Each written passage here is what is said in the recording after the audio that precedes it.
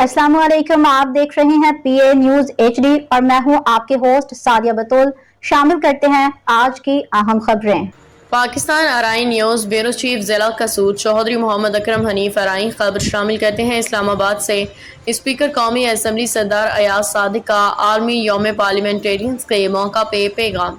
Parliament की बालादस्ती जमहूरियत के इस्तेहकाम की जमानत है। स्पीकर कौमी असम्बली पार्लिमान अवामी उमंगों के हकीकी तर्जुमान होता है। पाकिस्तान बैनुल पार्लिमानी यूनियन IPU का मुतहरिक और फाल रुकन है। स्पीकर कौमी असम्बली फाल पार्लियामेंट के लिए अवामी शराकतदारी नागुज़ीर है। जमहूरियत, इंसानी हकूक़ और कानून की हुक्मरानी में पार्लिमान का किरदार कलीदी अहमियत का हामिल है।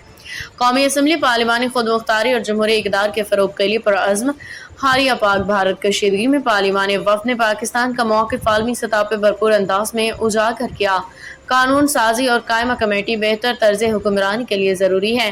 पाकिस्तान की कौमी असम्बली आलमी अमन, जमहूरियत और पायदार तरक्की के हसूल के लिए IPU के साथ खड़ी है।